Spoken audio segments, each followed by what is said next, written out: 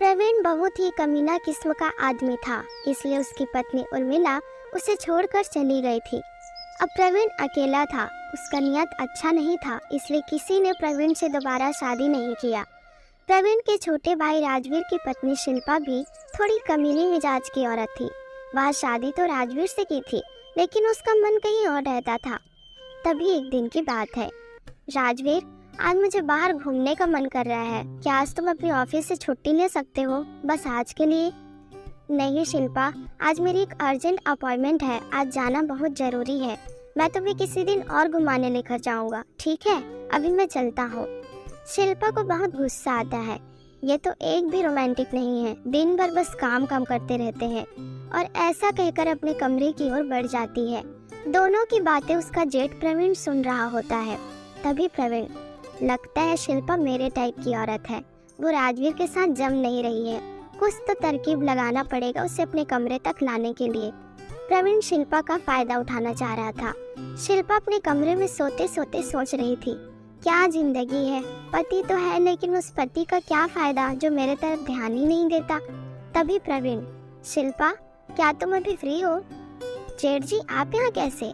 कुछ चाहिए तो आप मुझे आवाज़ लगा देते, मैं आ जाती। क्यों, तुम्हें अच्छा नहीं लगा क्या मैं यहाँ आ गया तो? नहीं नहीं, मेरे कहने का वो मतलब नहीं था, बताइए ना क्या काम है? शिल्पा, एक्चुअली मेरे बैक में बहुत दर्द हो रहा है, क्या तुम थोड़ा मसाज कर दोगी? मैं 2 दिन से अच्छे से नींद नहीं ले पा रहा हूँ दर्द के कारण। मसाज? और लेकिन मैं कैसे मसाज कर सकती हूँ? तुम्हें बुरा लगा होगा तो माफ़ करना, लेकिन मुझे बहुत दर्द होता है। आज रात को मेरे कमरे में आ जाना जब राजवीर सो जाए तब। प्रवीण ऐसा कहकर चला जाता है। तभी, बहू, मैं आज पास वाले शहर जा रहा हूँ, कुछ काम से 1 सप्ताह के बाद आ जाऊँगा। शिल्पा अपने कमरे से बाहर आती है।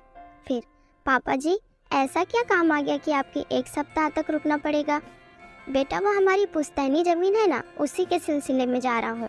राजवीर आए तो उसे बता देना, और प्रवीण को मैंने ऑलरेडी बता दिया है। तुम अपना ख्याल रखना। आप भी अपना ख्याल रखिएगा पापा जी। तभी कमरे से फ़ोन बजने की आवाज़ आती है। हाँ राजवीर, कहो। शिल्पा, आज मैं घर नहीं आ पाऊँगा, आज 5 मीटिंग है, मीटिंग अटेंड करते करते काफ़ी रात हो जाएगी, इसलिए आज ऑफिस में ही रुक रहा हूँ। ठीक है। राजवीर भी नहीं आएंगे, पापा जी भी चले गए, अब मैं अकेले क्या करूँ? हाँ, जेठ जी ने मसाज के लिए कहा था, ऐसे करती हूँ अभी उनका मसाज कर देती हूँ, ताकि वह रात को अच्छे से सो सके। शिल्पा प्रवीण के कमरे में जाती है। तुम इतनी जल्दी आ गई? हाँ, मैं फ्री थी, खाना भी बचा हुआ है, कुछ काम नहीं था तो आ गई। चलिए मैं आपको मसाज कर देती हूँ। ठीक है। शिल्पा प्रवीण का मसाज करती है। तभी प्रवीण, हाँ, बहुत आराम मिल रहा है। शिल्पा, तुम्हारे हाथ बहुत नरम और मुलायम है, और तुम भी बहुत खूबसूरत हो। बुरा ना मानो तो तुमसे एक सवाल पूछूं? हाँ पूछिए। तुम राजवीर के साथ खुश नहीं हो ना? मैंने आज सुबह तुम दोनों की बात सुन ली थी। तुम्हें आज बाहर घूमने का मन था, लेकिन राजवीर तुम्हें बाहर नहीं लेकर गया है ना? वो आज उन्हें ऑफिस में बहुत काम था, 5 मीटिंग है, तो आज वो घर भी नहीं आ रहे हैं, आज वहीं रुक रहे हैं, इसलिए वो मुझे बाहर नहीं ले जा पाए। आज वो घर नहीं आ रहे हैं? नहीं, लेकिन आप इतना खुश क्यों हो रहे हो? मैं खुश कहाँ हो रहा हूँ, क्या तुम बाहर चलोगी? अभी मौसम बहुत अच्छा है। ठीक है, चलते हैं। दोनों बाहर घूमने निकल जाते हैं और साथ में टाइम स्पेंड करते हैं और ढेर सारी बातें करते हैं। रात बहुत हो गई थी, इसलिए दोनों घर आ जाते हैं और अपने अपने कमरे में लेटे रहते हैं। शिल्पा के दिमाग में राजवीर आ ही नहीं रहा था, वह बस प्रवीण के बारे में सोच रही थी। उसके दिमाग से प्रवीण निकल ही नहीं पा रहा था, और प्रवीण भी शिल्पा को याद कर रहा था। दोनों सोचते सोचते सो गए। सुबह हो गई। राजवीर घर आता है, वह देखता है कि शिल्पा अभी तक सो रही है। वह उसे नहीं उठाता है और उसके लिए नाश्ता बनाकर उसे उठाने जाता है। शिल्पा, उठो, सुबह हो गई है, चलो नाश्ता कर लो। तुम आ गए? नाश्ता किसने बनाया? मैं तो सोई थी। नाश्ता मैंने बनाया है, मैं आया तो तुम गहरी नींद में थी, इसलिए मैंने खुद बना लिया। ओह, थैंक यू। शिल्पा, पापा कहाँ हैं, दिख नहीं रहे हैं? कल मैं तुम्हें बताना भूल गई, पापा 1 हफ्ते के लिए बाहर के शहर गए हुए हैं, जमीन के सिलसिले से। मतलब तुम कल रात अकेली थी? नहीं, तुम्हारे भैया भी तो है ना घर में, तो मैं अकेले कैसे रहूँगी भला, बताओ। ठीक है, चलो अब नाश्ता कर लो, वरना ठंडा हो जाएगा। दोनों नाश्ता करने लगते हैं। तभी, तुम खा क्यों नहीं रहे हो, क्या सोच रहे हो? हाँ हाँ, खाता हूँ। राजवीर अपने बड़े भैया की हरकतों के बारे में सोच रहा था कि उसने शिल्पा के साथ कुछ करने की कोशिश तो नहीं की, लेकिन उसे क्या पता कि ताली एक हाथ से नहीं दोनों हाथों से बजती है। शिल्पा, मैं सोने जा रहा हूँ, कल रात काम इतना ज़्यादा था कि सो नहीं पाया। ठीक है, जाओ तुम सो जाओ। राजवीर सोने चला जाता है। वह देखता है कि उसके कमरे में मसाज वाली तेल रखी है, लेकिन उसे बहुत नींद आ रही थी, इसलिए वह सो गया। शिल्पा नाश्ता करके बस उठते ही रहती है कि प्रवीण भी नाश्ता करने आता है। तुम्हें अच्छे से नींद तो आई ना कल? शिल्पा का धड़कन प्रवीण को देखते ही जोर जोर से आवाज़ करने लगता है और वह कहती है, हाँ अच्छे से नींद आई। और आप अच्छे से सो पाए ना? आपका दर्द कैसा है अब? ठीक है, मैं तुमसे कुछ कहना चाहता हूँ। हाँ कहिए। क्या अभी तुम मेरे साथ मेरे कमरे में चल सकती हो? मैं कल ही तुम्हें यह बात कहने वाला था कि मैं तुम्हें पसंद करता हूँ और तुम्हारे साथ सोना चाहता हूँ। मैं भी कल रात से आपके ही बारे में सोचे जा रही हूँ। मैं भी आपको पसंद करती हूँ, लेकिन मैं अभी नहीं सो सकती आपके साथ। क्या हम रात को एक साथ सोएं? क्योंकि अभी राजवीर घर में है इसलिए। ठीक है, फिर रात को सोते हैं। जैसे ही राजवीर सो जाएगा तुम आ जाना मेरे पास। शिल्पा राजवीर के बिस्तर पर बैठकर राजवीर का इंतजार करते रहती है कि कब राजवीर उठेगा। दोपहर हो जाती है, फिर राजवीर उठता है। शिल्पा, तुम ये क्या कर रही हो? बस मैं तुम्हारे उठने का इंतजार कर रही थी। तुम्हें नाइट ड्यूटी जाना पड़ेगा ना। आज तो मैंने सारी तैयारी कर ली। तुम थोड़ा घुमाओ बाहर से, फिर खाना खा लेना।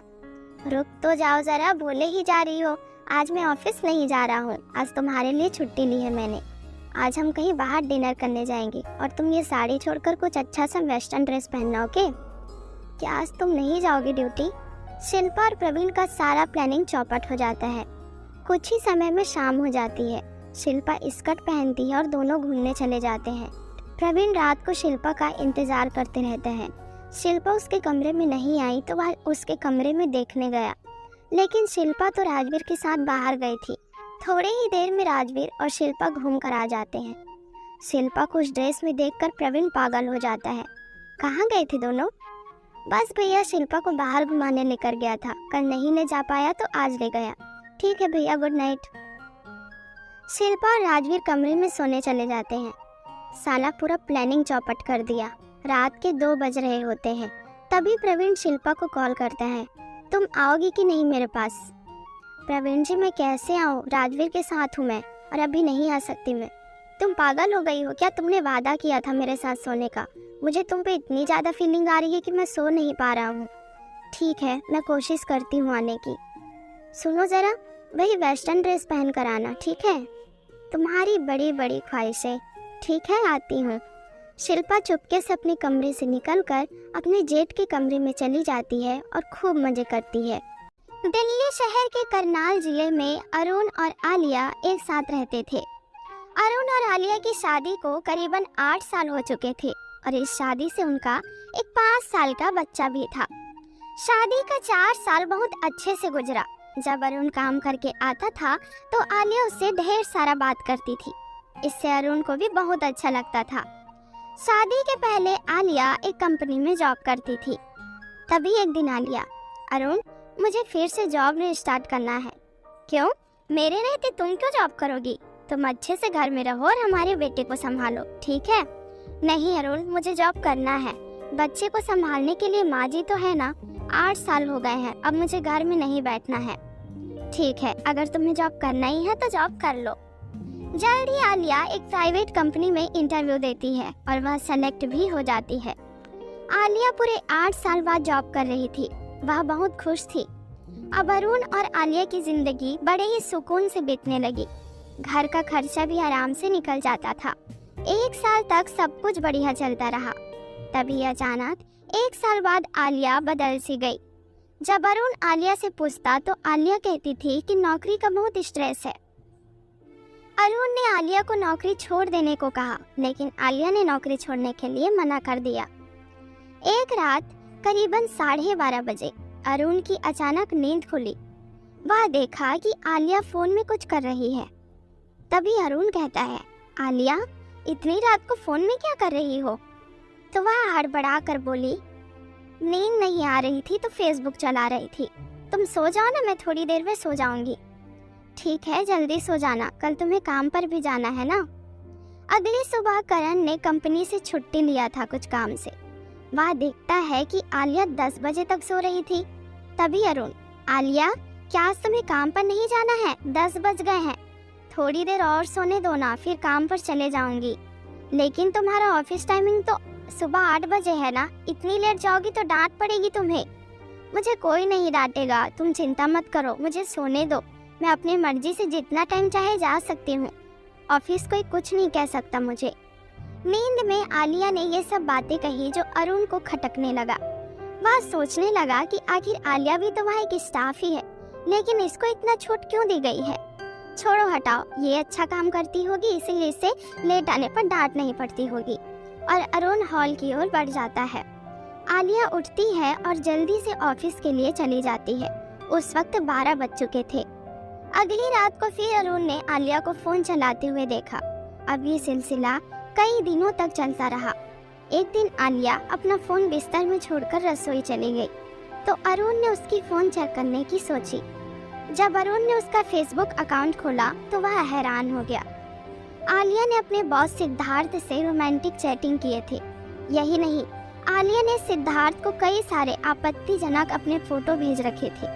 ये सब देखकर अरुण का दिल टूट गया और उसे गुस्सा भी बहुत आया। जब आलिया कमरे में आई तब, ये सब क्या है? इसीलिए तुम जॉब का जिद कर रही थी? तुम इतनी गिरी हुई कैसे हो सकती हो? आलिया घबरा गई और उसने कहा, अरुण चाहे तुम कितना भी कमा लो, लेकिन मेरे बॉस सिद्धार्थ जितना कभी नहीं कमा पाओगे। वो मेरी हर एक बड़ी से बड़ी इच्छा को पूरी करते हैं और वो मेरे लिए परफेक्ट हस्बैंड है। तभी अरुण कहता है, तुम ये बताओ, मैंने आज तक क्या कमी की है तुम्हें? भले ही मैं तुम्हारी बड़ी से बड़ी इच्छा को पूरी नहीं कर पाया, लेकिन मैं तुमसे जितना प्यार करता हूँ उसकी तो रिस्पेक्ट कर लेती। क्या तुम पैसे के लिए ही मेरे साथ थी? और जरूरी नहीं कि मैं लड़का हूँ तो मैं ही इच्छा पूरी करूँ। तुमने मेरी कितनी इच्छा पूरी की है ये तो बताओ। तुमने आज तक मेरी इच्छा के बारे में सोचा ही नहीं। जरूरी नहीं कि हम लड़के ही तुम लड़कियों के लिए करें। अगर अपने आप को इक्वल मानती हो ना, तो तुम्हारा भी फर्ज है कि तुम मेरी भी इच्छा पूरी करो, समझी तुम? और तुमने ये सब करने से पहले एक बार भी हमारे बच्चे के बारे में नहीं सोचा। आलिया कुछ जवाब नहीं देती है और वहाँ से चली जाती है। उसने आज तक इस सवाल का जवाब नहीं दिया। अब अरुण अकेले रहता है और अपने बच्चे का ख्याल रखता है। 1 साल बाद आलिया को उसके बॉस ने छोड़ दिया। अब वो दर दर भटक रही है, लेकिन अरुण अब उसे अपनी जिंदगी में शामिल नहीं करना